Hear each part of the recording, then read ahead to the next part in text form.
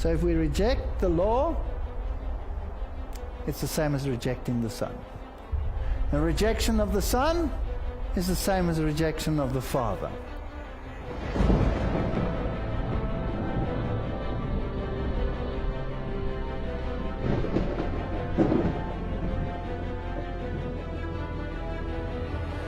We are on the very verge of the final conflict, and the world needs to be warned. This movement is not to form separate congregations. This movement is to infuse all. So the world is seeing revolt. Well, who's engineering these events? It's not just happening in the Arab world, it's happening in Europe. It's going to come here. People are fed up with everything that's going on in this world. And this is the breach that needs to be repaired in the time that we live in. We can study prophecies, we can know what's happening in the world, we can see all of these things. If we don't start right here with Jesus, we've gone nowhere.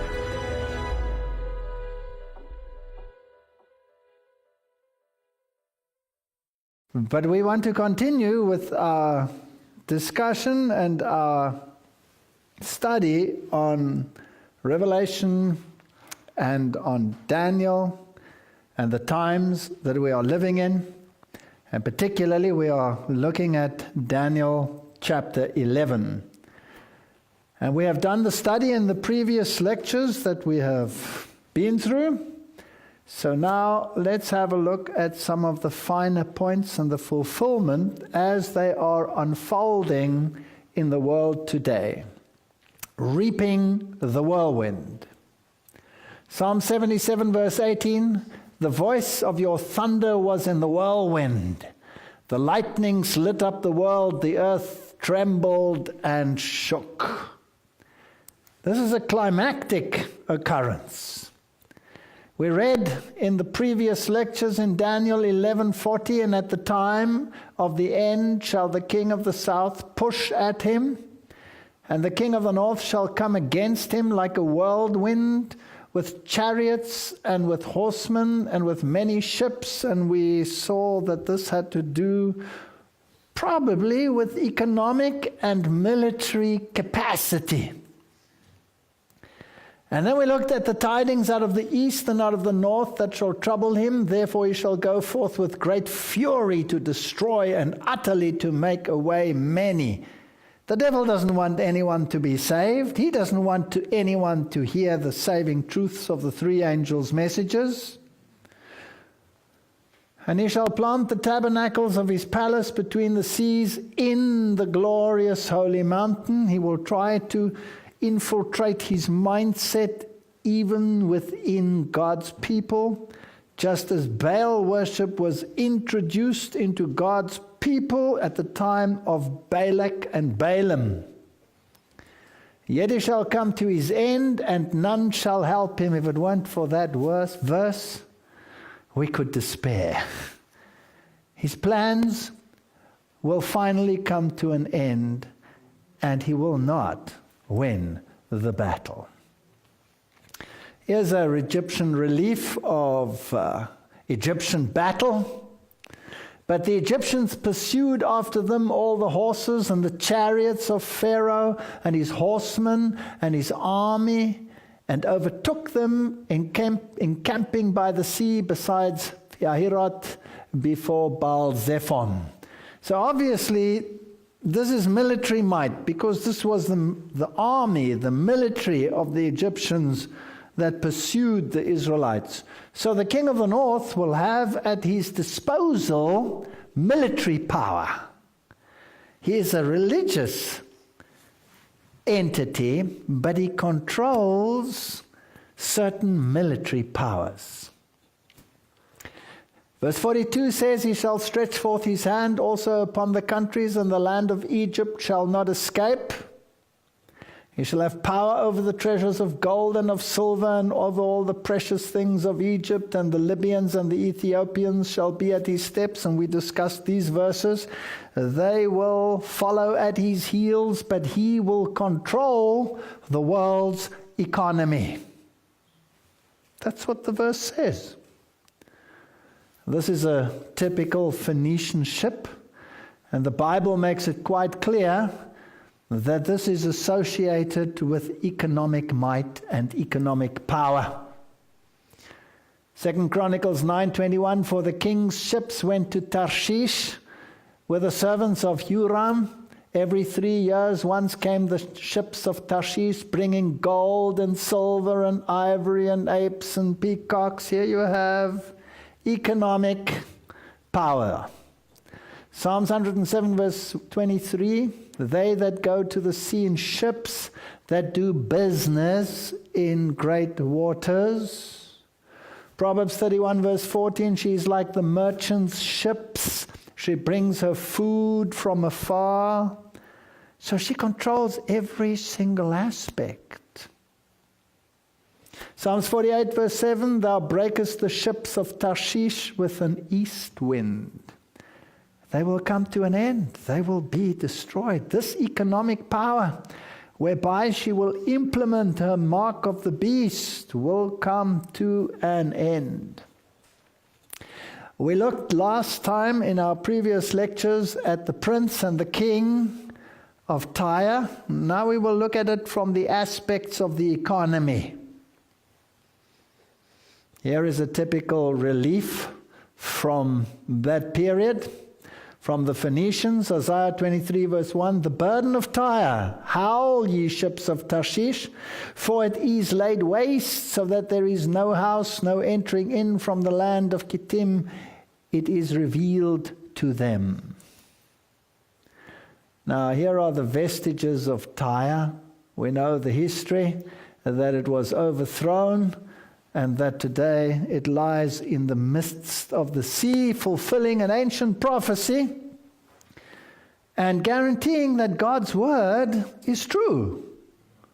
There lie the remnants of the ancient city of Tyre, and the prophets had said, he will sweep even the rocks, and even her dust will be thrown into the sea, fulfilled by Alexander the Great when he conquered that island nation that had moved from the mainland, left that ancient ruin there, and established that island city. And he built a causeway, fulfilling the prophecy, throwing the old Tyre into the sea. Isaiah 17 verse 13, the nations shall rush like the rushing of many waters, but God shall rebuke them, and they shall flee far off, and shall be chased as the chaff of the mountains before the wind, and like a rolling thing before the whirlwind. They will reap the whirlwind, but the whirlwind will be in God's hands. And we are just caught between the powers. This battle is for the mind. Isaiah 60 verse 9, surely the isles shall wait for me, and the ships of Tarshish first, to bring thy sons from afar, their silver and their gold with them, unto the name of the Lord thy God, and to the Holy One of Israel, because he has glorified thee. And the sons of the stranger shall build up thy walls, and their kings shall minister unto thee. For in my wrath I smote thee, but in my favor I've had mercy on thee. The tables will be turned. The economic powers will revert back to God. For behold, the Lord will come with fire, and with his chariots like a whirlwind, to render his anger with fury, and his rebuke with flames of fire. This is a conflict, but it is God that is battling, and people are looking for a different battle. They're looking for literal battle. And say unto Tyrus, O thou that art situate at the entry of the sea, which art a merchant of the people for many isles. Thus says the Lord God, O Tyrus, thou hast said, I am perfect, I am of perfect beauty. Thy borders are in the midst of the seas, thy builders have perfected thy beauty. They've set up the system. They have carefully planned the economic systems of the world. They have made all thy ships boards of fir trees of Senir. They have taken cedars from Lebanon to make masts for thee. Of the oaks of Bashan they have made thine oars. The company of the Usharites have made thy benches of ivory, brought out of the isles of Kittim. They have a universal franchise. Fine linen with broidered work from Egypt was that which thou speakest forth to be thy sail. Blue and purple from the isles of Elishash was that which covered thee. The inhabitants of Zidon and Arphat were thy mariners. Thy wise men, O Tyrus, that were in thee were thy pilots. They control the entire world. The ancients of Gebal and the wise men thereof were in thy caulkers. All the ships of the sea with their mariners were in thee to occupy thy what? Merchandise. Persia, Lud, Phut were in thine army. So what does he control? He controls all these power elements of man. Thy men of war, they hang the shield and helmet in thee. They set forth thy comeliness. The ships of Tarshish did sing of thee in thy market.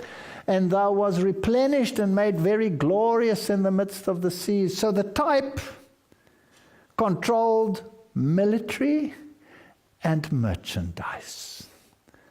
Thy rowers have brought thee into great waters. The east wind has broken thee in the midst of the sea. Thy riches and thy fares, thy merchandise, thy mariners, pilots, caulkers, occupiers, etc., etc. All thy company which was in the midst of thee shall fall in the midst of the sea in the day of thy ruin. It happened to the type, it'll happen to the antitype. Ezekiel says that they shall make themselves utterly bald for thee. And their wailing they shall take up a lamentation of thee and lament, saying, what city is like Tyrus that destroyed in the midst of the sea? Will there be another lament at the end of time for another city, which the Bible calls Babylon? Yes, there'll be another lament. So there are parallels. When thy wares went forth out of the seas, thou fillest many people, that didst enrich the kings of the earth. So the typology tells us that this power worked with the kings of the world, and money played a major role. And with the multitudes of thy riches and thy merchandise, and the time then thou shalt be broken by the seas and the depth of the waters, thy merchandise and all thy company in the midst of thee shall fall. So Tyre, the literal one, fell. The merchants amongst the people shall he set thee. Thou shalt be a terror, and never shalt thou be any more. That is the typology we are dealing with. Let's jump to the book of Revelation, where we find the final prophecy in its fulfillment regarding Babylon. And after these things I saw another angel come down from heaven, having great power, and the earth was lighted with his glory. And he cried mightily with a strong voice, saying, Babylon the great is fallen, is become a habitation of devil, and a hole of every foul spirit, and a cage of every unclean and hateful bird. The loud cry of the third angel's message. And I heard another voice from heaven saying, Come out of her, my people, that you be not partakers of her sins, and that you receive not of her plagues, for her sins have reached unto heaven, and God has remembered her iniquities. I believe we are in the drops of the loud cry. And soon it will swell, once a shaking has taken place amongst God's people. And the shaking will be brought about by persecution. Verse 9 says, The kings of the earth who have committed fornication and lived deliciously with her. So the kings of the world are at her heel and live deliciously. They shall bewail her and lament for her when they shall see the smoke of her burning.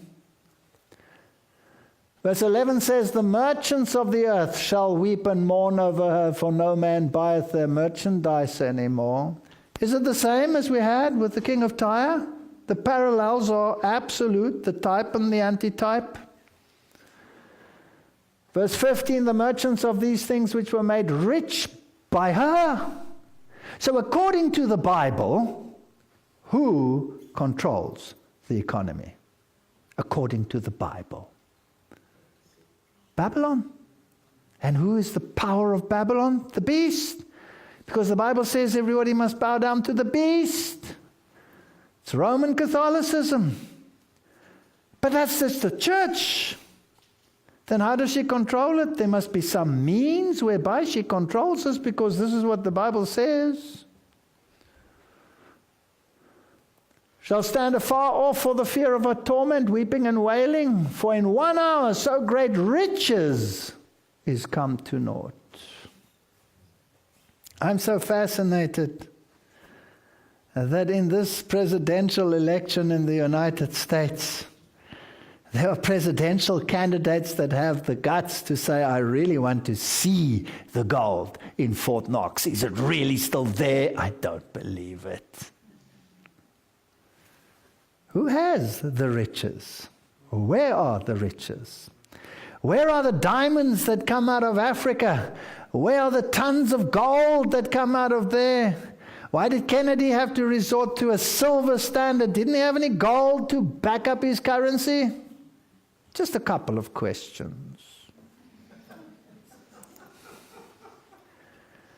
The events connected with the close of probation and the work of preparation for the time of trouble are clearly presented.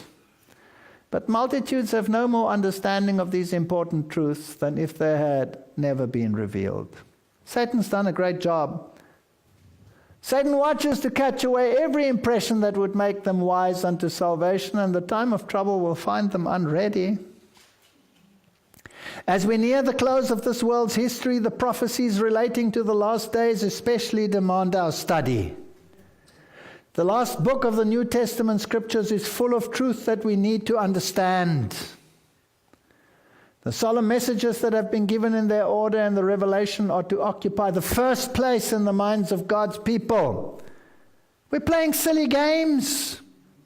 The world is going to pot and we are playing silly games. There are two allies, says the Bible: the beast and its image. And they will force the world into accepting the moral standards of the first beast, so that the first beast receives worship which belongs to God and to Him alone. That's what the Bible teaches. Revelation 13:1, and I stood upon the sand of the sea, and I saw a beast rise up out of the sea, having 7 heads and 10 horns, and upon this horn 10 crowns, and upon his head the name of blasphemy. And I want to repeat Wesley's comment for the purpose of this lecture, so that people may know, who might be watching this one without having seen the previous ones, what was the mindset of the reformers. This beast is the Romish papacy, says Wesley in his notes. As it came to a point 600 years since, stands now, and will for some time longer, to this and no other power on earth, agrees the whole text. That's what they said. And every part of it in every point, as we may see with the utmost evidence from the propositions following, this beast is a spiritually secular power opposite to the kingdom of Christ. A power not merely spiritual or ecclesiastical, not merely secular or political, but a mixture of both. The beast has a strict connection with the city of Rome. This clearly appears from the 17th chapter. The beast is now existing. It is not past. I might just add there, it's not future. For Rome is now existing, and it is not till after the destruction of Rome that the beast is thrown into the lake. Therefore, whatever he is now existing. The beast is the Romish papacy. This manifestly follows from the third and fourth proposition. The beast has a strict connection with the city of Rome, and the beast is now existing. Therefore, either there's some other power more strictly connected with that city, or the Pope is the beast. That's Wesley. I think he puts it well enough. We don't have to add anything to that. And the two shall be images. The one will be an image of the other. The beast out of the earth that had the lamb-like principles, the United States of America, will create an image to the beast. That means it will create a system that is an image of that of the papacy. The papacy was a religio-political system, so the image will be a religio-political system. But it will honor the first beast by implementing the morality of the first beast, therefore giving it homage, which belongs to God. I find this fascinating. Somebody told me how to pronounce it. I got it wrong last time because I will probably get it wrong now again. Yahweh America. Anyway, you can laugh later. An independent news magazine for Italian Americans and Italophiles. June 2011. Sister city agreement signed between Washington, D.C. and Roma, Italy. Italian-American Joe Grano witnesses a dream come true many years ago. Washington lawyer Joe Grano, after returning to Washington from a trip to Rome, Italy, realized that the two cities shared more than just their status as capital cities. Joe saw that the arts and architecture of the two cities were similar. Of course, but he also noted that perhaps those similarities were not accidental, but deliberate. Isn't that fascinating?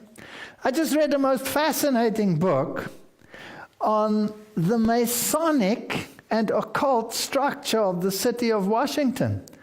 I don't want to go into that detail. I've spoken about it in previous lectures. It is fascinating how the occult symbolism has been built into the architecture of that city, and it's based on that of Rome. Is this coincidental? If we look at the Vatican and we look at the Capitol with its goddess on the top. As Joe explained to this magazine, the American founding fathers chose a republic as their preferred form of government after having studied extensively the constitution of the Roman Republic. Once it was decided to create a new city for the seat of government, it was only natural that they chose Roman architecture for their main public buildings. This was a deliberate decision of Thomas Jefferson and George Washington, and they were Masons. It is certainly not accidental that the three buildings that represent the legislative, executive, and judicial branches, the Capitol, the White House, and the Supreme Court buildings, are ultimately derived from Roman models. It's certainly not coincidental that that obelisk that stands before the White House should be 5 feet high, and the angle 66 degrees and 6 minutes, 666 at the top. Isn't this fascinating? The sister cities agreement signed on Tuesday is the first step to what many in Washington hope will be a strengthened relationship between the two capitals and the beginning of a new project and ventures of mutual interest. It's so fascinating.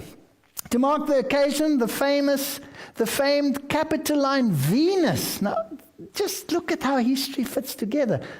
One of the best preserved sculptures to survive from Roman antiquity will be an exhibit at the West Building, Rotunda at the National Gallery of Art, where it will remain until September 5. The Capitoline Venus, a masterpiece measuring more than 6 feet in height, has only left Rome on only one other occasion, when Napoleon seized it in 1797. And Napoleon is the one who gives this new thought system, this new secular mindset, this new form of government to the United States of America. And now the two cities, Rome and Washington, are sister cities. This is the government press. Important Roman statue leaves Rome, the Capitoline Venus. Presentation of sculpture is the first act of the new sister city relationship. Mayor of Rome to announce the dream of the Rome project. Well, there's this goddess on the top of the Capitol.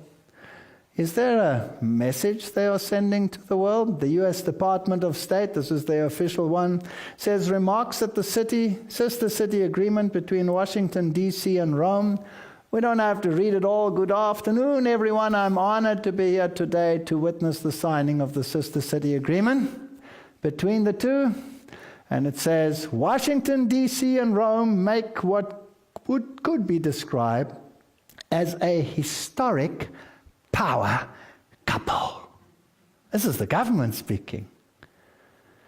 That both Rome and Washington are the seats of government and the location where influential world decisions are made. Therefore, some might say that in these cities, politics was, is, and always will be the sport of choice.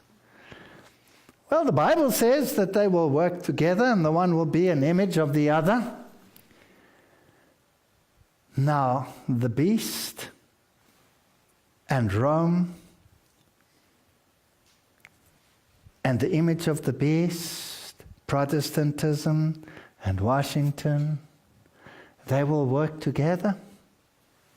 But America has a secular form of government separating church and state based on what came out of the French Revolution. But the Bible says the king of the north will overcome that mindset, and the kings will give their power unto the beast, and they will once again legislate morality. Whose morality will they legislate? The New York Times, Vatican calls for global oversight of the economy. The Vatican called on Monday for an overhaul of the world's financial systems and once again proposed the establishment of a supranational authority to oversee the global economy, saying it was needed to bring more democratic and ethical principles to a marketplace run amok. In a report issued by the Pontifical Council for Justice and Peace, the Vatican argued that politics, which is responsible for the common good, must be given primacy over the economy and finance, and that existing multinational institutions like the International Monetary Fund had not been responding adequately to global economic problems. The document grows out of the Roman Catholic Church's concerns about economic instability and widening inequality of income and wealth around the world, issues that transcend the power of national government to address on their own. The time has come to conceive of institutions with universal competence. Now that the vital goods shared by the entire human family are at stake, goods which the individual states cannot promote and protect by themselves, Cardinal so-and-so, the president of the council, said he presented, that is what pushed us. The language in the document which the Vatican refers to as a note is distinctively strong. We should not be afraid to propose new ideas, even if they might destabilize pre-existing balances of power that prevail over the weakest. We will change this world. The document states in its conclusion, the message prompted comparisons for the rallying cries of protests of movements that have been challenging the financial order, like the indignados. Have you heard of the indignados? The indignant ones, the disenfranchised humanity. Who's behind the indignados? In Madrid, and the Occupy Wall Street protesters in New York City, who's behind them? Still, Vatican officials said the document was not a manifesto for disaffected dissidents. And then it says, the document proposes ideas that seem to be in line with those proposed by the indignados. Okay, Rome, so your mindset is the same as that of the indignados. I wonder whether you are perhaps helping the indignados to obtain their mindset. But really we're in line with the magisterium of the church, said Bishop Mario Torso. I like this. Though the Pope was not involved in the drafting of the document released on Monday, the Holy Father and the Holy See are following these matters with particular concern, said Cardinal Turkson, adding that the Pope was constantly calling not just for joint action, but for examination of every facet of the problem, social, economic, cultural, spiritual. He wants to control the whole gambit. Referring to the group of 20 leading economists, the Cardinal noted that the document was timed to make a contribution which might be useful to the deliberation of the G20 meeting next week, but it is also directed to the entire world. So the Pope says, I want to be the new moral order. It's highly critical of economic liberalism that spurns rules and controls. He's a control freak. Did you know that? Free and stable markets regulated by an appropriate legal framework and working towards sustainable development and social progress for everyone. Well, in order to achieve that, let's first dump the old one in the garbage bin. World economy. It's interesting that they put apocalypse now, this is the end, on the same poster in the newspaper. Let's have a look at who these people and organizations are that the Pope refers to. The indignados, the outraged. This is part of the 2008 to 2012 Spanish crisis. And these pictures are from 2011 and 2012. That's right now. And this is what is happening in the world. This is Puerta del Sol Square in Madrid, became a focal point and a symbol during the protests in the picture on 20 May. So the world is seeing revolt against the existing orders of the economy. Russian television talks about emacing approach, US police spray peaceful students. This is the Wall Street aspect. So you have chaos in Europe, you're starting to have chaos in the States. London riots, David Cameron to chair Cobra meeting, David Cameron to chair an emergency meeting in Downing Street. Later, the riots in London and other cities spiraled out of control. Mobs fought running battles with police in the capital. Where are these riots taking place? In some obscure countries or in the very heart of capitalism? London riots, 9 August 2011. Riots in Tottenham, North London. UK riots, before and after images of the devastation, the BBC News. And then The Guardian reports that an Indignados film brings Occupy ideas to the big screen. So let the media help to rile up the world's population. The traditional way of depicting history on the big screen is to wait a while after something has happened before turning it into a film. But one of the most talked about premieres at the Berlin Film Festival depicts a chapter of the history book very much still being written. We are in the throes of a final conflict. Let's ask Wikipedia. I know it's an online one, but it'll give you a good idea of what these protests were about. The 2011-2012 Spanish protests, also referred to as the 15M movement. And I would like you to know that the powers behind the scenes in the Spanish world are very much controlled by Roman Catholic societies, who are often at the forefront of all these initiatives. And the indignance movements, the disenfranchised, angry mob, are a series of ongoing demonstrations in Spain whose origins can be traced to social networks and real democracy now. So this is a call for real democracy. The protest started on 15 May in 58 Spanish cities. The series of protests demand radical change in politics, economics, etc. A time of outrage. And it refers to Greece, Portugal, Iceland, and regional conflicts. And even though the protests form a heterogeneous and ambiguous group, they share a strong rejection of the unemployment, welfare, two-party systems, socialist workers' party, people party, political systems, capitalism, political corruption. People are fed up with everything that's going on in this world. And they're ready to pick up arms. Here is an article in the Daily Bell. Spain bans cash transactions over 2,500 euros. It has outlawed the use of cash in business transactions in an effort to curtail tax losses. So we're moving towards a totally new society. And Europe is in turmoil.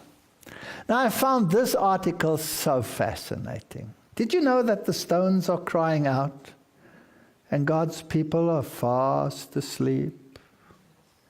RussianTelevision.com brought an article by a writer on political analysis.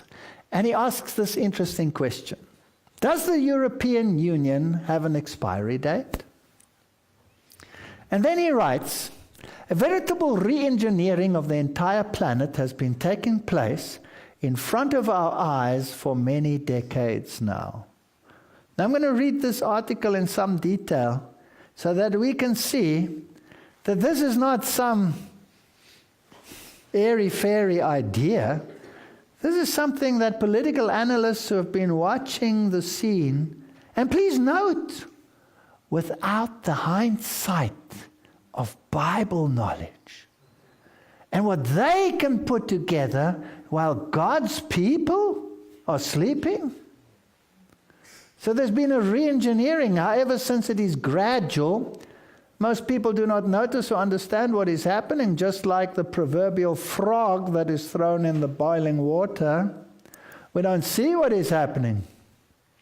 What goes under the name of New World Order, globalization, or my favorite, world government, describes the long-term objectives of a highly powerful global power elite embedded inside every country, notably the US and Europe, that owns, operates, channels every country's resources: oil, finance, economic strength, military prowess, natural resources, from inside to promote their supranational agenda. The highly complex, holistic, and extensively planned process helps explain much, if not all, of the ongoing violence, chaos, injustice we see in the realms of finance, politics, and the economy. But good strategic planning also requires experimentation, trial and error, scenario building, and war games. And then he talks about his native country, Argentina, where they practiced this and where they crashed the banks and everybody lost everything they had. Please note that the average citizen of the United States in 1 year has lost 40% of his wealth. So there was this experimentation. And the banking cartels aligned to the IMF and the World Bank and the US Treasury Department and the qualified mainstream media worked together to collapse Argentine's financial and monetary system, but managed to save all their banks that operated in the country. So somebody is doing something behind the scenes. They saw their money gone, just like in the States now. The result for Argentina, GDP fell by 40%. In 2002, 50% of our population fell below the poverty line. Same happening now in the United States. Same happening now in all of Europe. And he goes on and he talks about the full-fledged social war that stopped just short of civil war, and yet not one single bank folded. If we fast forward to Greece, Ireland, Italy, Spain, the US, UK, Portugal, Iceland today, we see the same scene over and over again. Clearly not mistakes, made by specific governments, but a veritable model designed to control whole nations, imposing unnecessary and fraudulent public debts. One of the key lessons they learned in Argentina was how to control we, the people. Control freaks. Through war, psychological warfare. You're so afraid. Are you going to be blown up by a terrorist? And they show you all the things that they plan, and you need scanners so that later, like a robot, you just do what you are told. War. That you will accept any legislation without thinking, as long as you can have peace and quiet. Exerted by controlled media so that the population ends up accepting all hardship, whilst the banker and the government perpetrators get to keep all the money and stay in power. I wonder whether the European Union might not be a similar experiment, but on a much vaster and grander scale. An experiment on how to bring very different countries with very different languages, legal system, cultures, histories of war and hatred among them, all under a straitjacket of bureaucratic union that increasingly sweeps away national sovereignties. A sort of how-to on promoting voluntary submission, to accept a legal bureaucracy, one parliament, one unelected president, one military force, one flag, one currency. What lessons are globalists learning from the troubles of the EU? Are today's growing EU woes a reflection of the fact that after more than half a century of Euro building, we now see the controlled demolition of the EU in order to rebuild it into something new? Perhaps molding it into something closer to their heart's desire, as the old 19th century British Fabian Society urging gradual socialist world government once envisioned? Is the EU an intermediate stage on the hard road to world government, suggested by Council on Foreign Relations member Richard Gardner in a seminal in 1974, Foreign Affairs, a stage in which legal, political, trade, financial, social, cultural, media, monetary, military, and many, many, many more complexities have been ironed out, redesigned, retooled to serve a greater purpose? I like this man's insight. Will we soon see the breakup of the euro, not as an unfortunate accident, but as a planned mega process, which together with hyperinflated US dollar will be allowed to tailspin into a controlled collapse, only to be replaced by a new global currency issued and managed by the global power elite? Does the EU have an expiry date? And then listen to this man. He doesn't even know the Bible. The Vatican, always well informed, seems to think so, as we see from their recent call for revamped global institutions, a sure sign that the old men who walk the Vatican corridors are again reserving their place under the coming sun. This is incredible. Stone, you're doing a great job. The controlled collapse of the euro through its breakup and the US dollar through inflation, coupled with a suitable engineered version of Arab Spring for Europe, the US and others, that further erodes national sovereignties on a planetary scale, fueled by controlled sequential wars and supported by increasing war emanating from Western media monopolies. All just one big mistake, or merely different views of the same planetary leviathan bent on imposing world government upon us all? Written by Adrian Salbuki for RussianTelevision.com. Brilliant. Brilliant. The Arab awakening. Oh, do we have to be afraid of the Muslim world? Or who's engineering these events? It's not just happening in the Arab world, it's happening in Europe. It's happening in your backyard. It's going to come here. Stormwatch, I'm not going to read his whole article, but it's the same writer for Russian thing. He says Arab Springs are not spontaneous, as the Western mainstream media would have us believe. They're behind-the-scenes instigators, always get a little help from their global power elite mega planning friends. So there's a power behind this. We are seeing the king of the north overrunning the secular mindset of the king of the south. The more lucid and aware see them all as mere puppets subordinate to money power elites in one form or another. And as someone who studies the Bible, this church should be in the forefront of evaluating prophetic events. In fact, this is a whole new form of war, waging war based on war. Modern war is waged by powerful nations on 5 different overlapping holistic levels of aggression against weaker, appetizing countries. Military invasion, military coup, as it happened in many of those countries, financial coup, political coup, social coup, you've got them in the bag. And they have to jump according to your dictates. He mentions Libya, macro-management by the global power elite is governed by their specific goals and interests in each country because they still need a strong US, a nuclear Israel, and a stable Germany.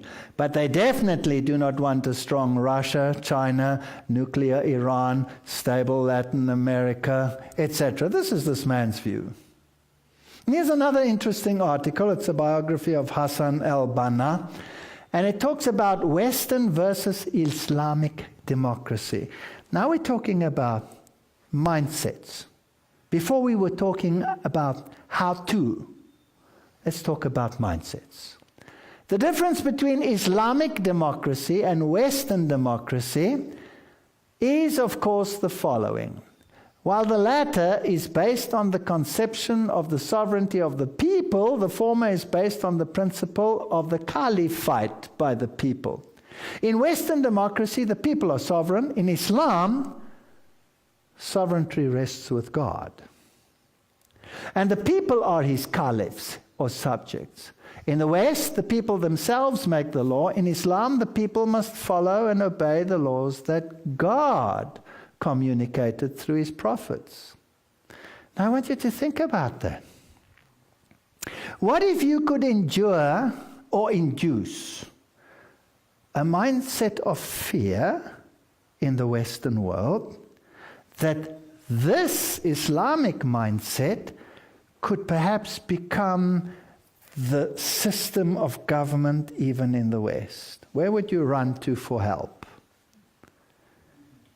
Wouldn't you rather run with the principles of the perceived Christian world than with the principles of the perceived Islamic world? Surely you would. In one system, the government carries out the will of the people. In the other, the government and the people together must translate God's intentions into deeds. In short, Western democracy is a kind of absolute authority that exerts its power freely and in an uncontrolled manner, whereas Islamic democracy is subject to the divine law and exerts its authority in harmony with the commandments of God and with the framework established by God. So this Islamic democracy is already a religious mindset. It is a King of the North alliance because Babylon is a religious conglomerate, a new world religion. Times Online. Full text of Archbishop's lecture, Civil and Religious Law in England. This is the text of the Archbishop of Canterbury. This lecture will not attempt a detailed discussion of the nature of Sharia, which would be far beyond my competence. My aim is only, as I've said, to tease out some of the broader issues around the rights of religious groups within a secular state, with a few thoughts about what might be entailed in crafting a just and constructive relationship between Islamic law and the statutory law of the United Kingdom. This is brilliant. I can show you picture after picture of this very man kissing the ring of the Pope. There's no doubt where his allegiance lies. Why should he propose Sharia law or aspects of it in England, in the United Kingdom? Is it perhaps to so rile up the people that they say, no, rather give us Christian law? Rather give us Christian law and let's implement the mark of the beast before we accept this. The globalists and the Islamists fomenting a clash of civilizations. Robert Dreyfus summarizes the nation of the Muslim Brotherhood organization in a few paragraphs below. Now, isn't it fascinating that after all of these riots that we have in the Islamic world, and the new democracies that are now arising out of the dictatorships that have been swept away in a form of the French Revolution, that the new leaders that come forth, the new electors, come from the Islamic Brotherhood, that they are the most powerful power bloc? Who are they? The real Muslim brothers are those whose hands are never dirtied with the business of killing and burning. They are the secretive bankers and financiers who stand behind the curtain. The members of the old Arab, Turkish, Persian families whose genealogy places them in the elite, with smooth business and intelligence association to the European black nobility, and especially the British oligarchy.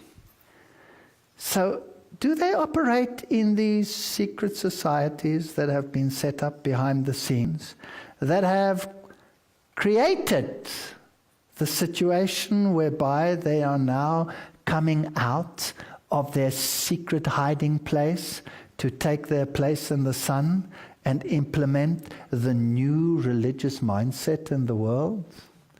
The Muslim Brotherhood is money. Together the Brotherhood probably controls several tens of billions of dollars. But who controls the dollars? Who has control of the money? Who is the one that pulls the strings of all these societies? Let's look at the power behind the power. This is what we want to see.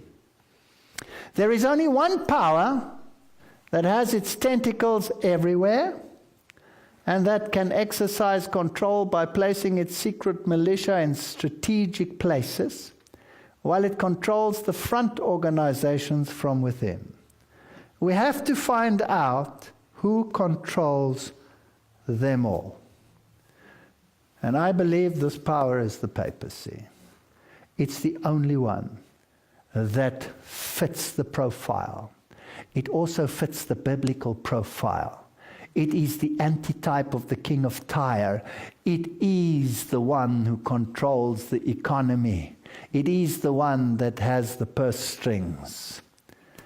And its most powerful agents, together with numerous other papal orders, are the Knights of Malta, the Jesuits, and Opus Dei. Magnificently rich organizations. And together they control virtually every other secret society, political and military entities, as well as the New World Order political think tanks such as the CFR, the Trilateral Commission, the Bilderbergers, and many others. Now you will shout, conspiracy theory. Well, let's look at the facts and see whether these are perhaps not conjectures, but facts. The Knights of Malta. Here they are, the leaders in this field. There's the new Grand Master, and there is the Pope. He's the central figure. They are subject to him, and they are everywhere. Here is the present Grand Master. From Matthew Festing, he always has to be a royal. There he is in his regalia. Here he is with the Pope. There's with his Cross of Malta. And there he is with the same regalia as was worn by Napoleon. Did you see that thing that he had on him? And the kings of Europe. And Adolf Hitler used that symbol on every single one of his aeroplanes. And it was the emblem of his highest orders that he gave to his military. The Knights of Malta, The CIA, nobody can deny that these are powerful organizations. The FBI, they control espionage and counter-espionage and all of these things in the entire world. Who formed the CIA? It was the Catholic Knight of Malta, William Wild Bill Donovan. A Knight of Malta is the first one to control and set up the CIA. From the beginning, they were in control. He was considered the father of the CIA. He was also the former head of the OSS before he was used to create the CIA. The FBI. Who formed the FBI? It was the powerful Roman Catholic who was also a Knight of Malta and a trustee of the Catholic University of America, Charles Joseph Bonaparte. Isn't it fascinating that these papal organizations control the most powerful organizations and institutions in the world? But we are just beginning. Opus Dei and Formation, the Way, a collection of 999 upside down 666. Religious maxims published by Escriva, the founder. Opus Dei affirms that true Christians must be disciplined and obedient to a spiritual director. Spiritual direction? We better get it into our church as well, so that you don't think for yourself anymore, but have someone who decides for you what you must think. Careful when they set themselves up as spiritual directors. This book, Their Kingdom Come, I labored through it. I read the entire thing, by Robert Hutchinson. Book description, as you will find it on the web pages, an explosive expose of one of the most powerful and secretive sects operating within the Roman Catholic Church, Opus Dei. This book reveals that Opus Dei has become the Catholic Church's paramount financial power, influences its members through a combination of secret rites and insistence on absolute obedience, uses a strategy of discretion to cloud its real intentions, and aims to prepare Christendom for the next crusade against Islam. He's got it wrong there. But that doesn't matter. He's got most of it just facts. Just facts. These people control the banks. They have so many front organizations. They control the flow of oil, even of hardware, military hardware, to terrorist organizations, including Islamic ones. So he claims in the book. Not me. So he claims. And then let's look at the Trilateral Commission. Pope John Paul II with the Trilateral Commission. There it is, this mighty think tank, and who stands in the middle? It is the Pope who controls these organizations. And the Jesuits, there sit the men in black, the electorate of the Jesuit order. Who sits in the front? The man in white, with them in their back. It is the Pope who controls these organizations, and we have to see what they are doing in the world. Where are their fingers in the pie? Louis F. Ware wrote many years ago, but today, incredible as it may seem, many Protestant preachers are now teaching that the God-inspired interpretations of prophecy so forcefully presented by the Reformers, and which were the bulwark of the great Protestant movement, are erroneous, and that hence the Reformers' untruthful exegesis of Scripture was the mainstay, the foundation of the great God-sent Reformation. How did this change come about? Who did it? The answer is clear and decisive: the Jesuits. So the Jesuits have changed the entire philosophy and prophetic interpretation of the entire Christian world, but they're toothless. They have no role to play. Excuse me, are our people asleep? The Trilateral Commission. This is their webpage, their official webpage. Please note their logo can be transcribed quite readily into a 666. Welcome to the website of the Trilateral Commission. The Commission was originally created in 1973 to bring together experienced leaders within the private sector to discuss issues of global concern at a time when communication and cooperation between Europe, North America, and Asia were lacking. It has grown since its early days to include members from more countries in these regions. And then they show the leaders today. Mario Monti is the European chair, Joseph Nye, the North American chair, Yataro Kobayashi, the Pacific Asian chair. Isn't this interesting? Have you seen this man lately? Where's he now? Trilateral Commission, Executive Committee, Mario Monti. There he is. Let's jump to page 5 of their web page. And who do we see here? Just fortunately, alphabetically, there he is, Mario Monti, President, Bocconi University, Milan, former member of the European Commission, Competition Policy, International Market, Honorary President, Bruegel, Brussels, European Chairman, Trilateral Commission. And down here we have Luca Papademos, Visiting Professor, Public Policy, Kennedy School of Government, Harvard University, Cambridge Senior Fellow, Center of Financial Study, Goethe University, Frank. Woo, these are big people. And when the governments in Europe start collapsing, and they have to get their man to run the show, who becomes the Prime Minister of Italy, who becomes the Prime Minister of Greece, unelected, to set up the policies that suit the trilateralists that have the Pope in their center. Mario Monti runs Italy, and Lucas Papademos ran Greece. Who runs the show? In his book, With No Apologies, from the former conservative Republican Senator Barry Goldwater, he lambasted this discussion group, the Trilateralist group, by suggesting, now listen to what he said, it was a skillful, coordinated effort to seize control and consolidate the 4 centers of power: political, monetary, intellectual, and ecclesiastical.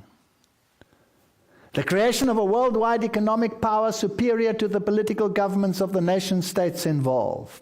He will come with chariots and with all those ships, and he will overrun the king of the south, the Bilderbergers. Welcome to Bilderberg. Good day, Mitt Romney. What are you doing there on this picture? US News blogs. What is Bilderberg? What a Bilderberg it's been. Big names, big money. This is now 2012. Big decisions, big crowds, somewhere around 8,000 activists outside the gates, up from about a dozen in 2009. And insult, well, here's what we learned. This is just a blog. I'm not using this to back up my lecture. I'm just saying this is what the people say. The Washington Post saw Bill Gates come in, and I've got 3 eyewitnesses from inside who confirmed he was there. This is his ear.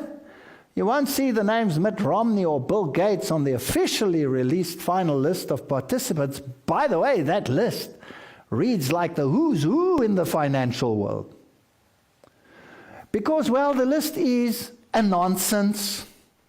It's nothing like a complete list of people who attend Bilderberg. It's a smokescreen, a bit of a spin. So can we all please stop repeating it as gospel? There are a lot of CFR Bilderberg crossover. Honorary chairman of both is David Rockefeller. Co-chairman of the CFR is Rowan Ruman. He was here. And on the CFR board of directors are Yamin and Henry Klein, both Bilderbergers. So all of these organizations, they all work together. But nobody in the public really understands Bilderberg. And is it a conspiracy to say that Rome controls it? We'll see.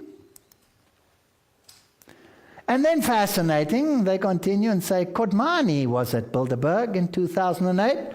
The last time it was here in Cantilli. She's a member of the European Council on Foreign Relations.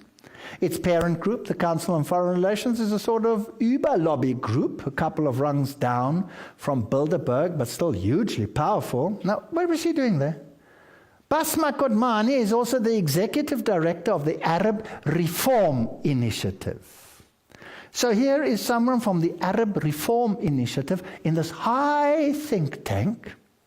This body set up in 2004, long before the riots, by the CFR, is helping to steer a comprehensive process of democratic reform in the region. In 2005, the Syrian National Council came into being, so they have already set up the new governments that don't even exist yet. Isn't this fascinating? And so according to its website, the SNC is a non-profit public policy research organization registered in the District of Columbia. So all these people come. Trittim und sein Bilderberg-Problem, Spiegel Online. Who's Trittim? He's one of the Green leaders of the Green Party in Europe. They claim not to be interested in world politics. They just want happy ecologies. What's he doing there? So the Spiegel took it up, it says, about the Bilderbergers. Es ist ein vertraulicher Zirkel.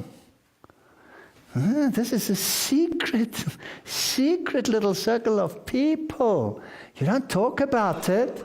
Once or twice a year, the deciders for what happens in the world today meet at this Bilderberg conference. And this year, even one of our greenies, the head of the Green Party, was there. And now he must please explain to his party friends what he did there. And then they talk a little about him. He talks about there were heads of governments, leaders of trade unions, organizations such as the World Bank, the World Trade Organization. And then they say, this is the most elevated circle of power in the world. This is the greatest circle of power in the world. It's a sort of informal, undemocratic world government. This is what Spiegel says. And Spiegel is the equivalent of Time magazine in North America. So there's a great deal of conspiratorial speculation about these secret societies, where truth and lies blend into homogeneity, and this suits the powers behind the scenes. They like it. They don't care. They keep it secret, and you see this one come and that one come. In the last meeting, Hillary Clinton was there, Obama was there. Ooh, the world gets excited. What are they planning? But they don't really know. They don't have the finger on the pulse. They don't know what these people are planning. They can speculate, but we can help them because we have prophecy on our side. They hide behind the well-known faces and use them as a mask to conceal their real agenda. The more varied the speculation, the better for them, because then they can dump them all in the conspiracy theory category and marginalize all challengers. That's what they do. They like it. Secret societies love to hang out their wares for public consumption. As long as nobody finds out who rules behind the scenes, they're perfectly happy. You can throw them all over like dominoes, whether you throw the bankers over, the Rockefellers over, the Zionists over, the Islamics over, the this over. They don't care, as long as you don't know who rules behind the scenes. We're going to do a little bit of research in these lectures. And we will find out from the best sources, from the horse's mouth, who created these organizations that run the world. Daniel 12 verse 10, many shall be purified and made white and tried, but the wicked shall do wickedly, and none of the wicked shall understand. But the wise shall understand. Those who do wickedly against the covenant he shall corrupt with flattery. But the people who know their God shall be strong and carry out great exploits. We do not have to be ignorant. We do not have to be the last to find out what's happening in the world. We are on the very verge of the final conflict. And the world needs to be warned. And if we don't do it, who's going to do it? Now in the next part, we will continue and we will hone in on an organization like the Bilderbergers. And we will hone in on the events of our time. And we will see who the real instigator is. May God help us in that process. Thank you.